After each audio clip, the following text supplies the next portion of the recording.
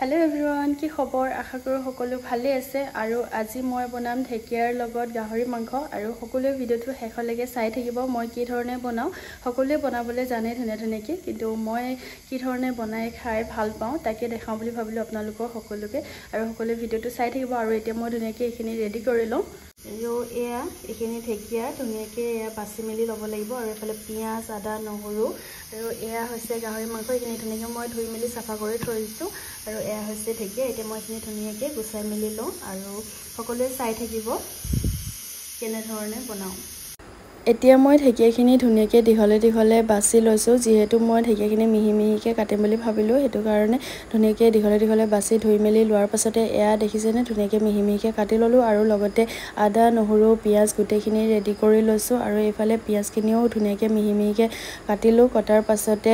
আদা নহৰু জিৰা গুটেখিনি দি এটা ধুনীয়া মিহি পেষ্ট বনালো আৰু এয়া দেখিছেনে মোৰ পেষ্টটো ধুনীয়াকৈ ৰেডি হৈ গল আৰু এইফালে কেৰাহীত তেল গৰম হৈ গল আৰু গৰম হোৱাৰ লগে মই ধুনীয়াকৈ ইয়াতে দি দিছো পিয়াজখিনি ব্ৰাউন কালাৰ হোৱালৈকে ধুনীয়াকৈ ভাজি আছো আৰু ভজাৰ পাছতে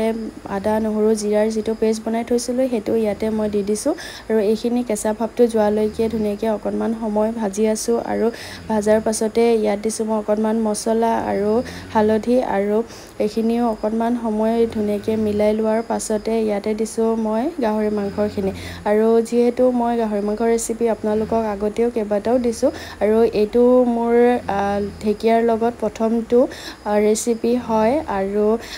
কোনোবাই যদি ঢেকিয়াৰ লগত গাহৰি মাংস আজিলৈকে খোৱা নাই খাই চাব আমাৰ ঘৰত যেহেতু গাহৰি মাংস প্ৰায় খাই থকা হয় সকলোৱে খাই বহুত বেছি ভাল পায় গাহৰি মাংস হেতু কাৰণে প্ৰায় গাহৰি মাংস বনাই থকাই হয় আৰু মই আপোনালোকক কেইবাটাও গাহৰি মাংসৰ ৰেচিপি দিছো আগতে আৰু এতিয়া এইখিনি ধুনীয়াকৈ এনেদৰে ঢাকনখন দি অলপ সময় ভাজিলো আৰু ভজাৰ পাছতে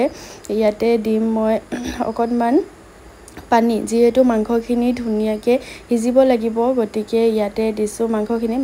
মই বাৰু 40% মান সিজাৰ পাছতে ইয়াতে দিছো মই পানী যেহেতু মাংসখিনি ভালদৰে ধুনীয়াকৈ সিজি ল'ব লাগিব আৰু এতিয়া মই এইখিনি অকণমান সময় উতল অহালৈকে ৰাখি দিম তাৰ পাছতে ইয়াতে দিম মই সৰুকৈ মিহিকৈ কাটি থোৱা ঢেকিয়াখিনি আৰু এয়া দেখিছেনে ওপৰত এতিয়া মই ধুনীয়াকৈ ঢেকিয়াখিনি দি দিছো আৰু ঢেকিয়াৰ লগত গাহৰি খাই সঁচাকৈ বহুত বেছি ভাল লাগে আৰু কোনোবাই যদি খাইছে প্লিজ কমেন্ট কৰি জনাব খাই কেনেকুৱা পালে আৰু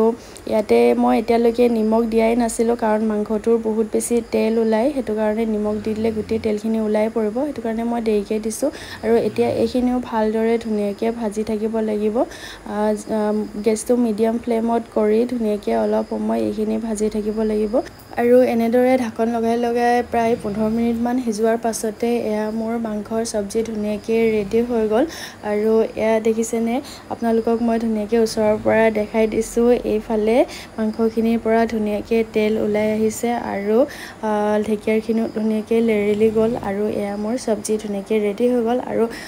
খাই কেনেকুৱা লাগে আপোনালোকক মই জনাই আছো দেখাত কিন্তু বহুত বেছি টেষ্টি লাগিছে কেমেৰাত কেনেকুৱা লাগিছে নাজানো বাৰু কিন্তু দেখাত বহুত বেছি ভাল লাগিছে আৰু এঢলিৰ সাজ আৰু ইফালে ঘুগুনি আৰু অকণমান নেমু আৰু অকণমান ভোট জলকীয়া লৈ লৈছো বনাই মেলি ৰেডি হৈ গল আৰু এতিয়া খাব লৈছো খাই চাওঁ কেনেকুৱা ধৰণৰ হয় মজা লাগিছে ঢেকিয়াৰ লগত গাহৰি মাংস খাই বহুত বেছি ভাল লাগে আৰু এফালে বনাইছিলো এয়া হৈছে ঘুগুনি আৰু এয়া এতিয়া মই খাই লওঁ এইটো মেইনলি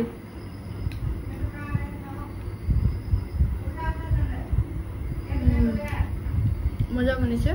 ঠিক আছে আজিলৈকে ভিডিওটো ইমানেই সকলোৱে কেনেকুৱা লাগিলে চাই কমেন্ট কৰি জনাব বাকি যদি এনেদৰে খোৱা নাই গাহৰিৰ লগত লাই শাক প্লিজ খাই চাব বহুত বেছি ভাল লাগে আৰু মোৰটো একদম ফেভাৰিট বুলি ক'ব লাগিব ঠিক আছে আজিলৈ আহিছো বাই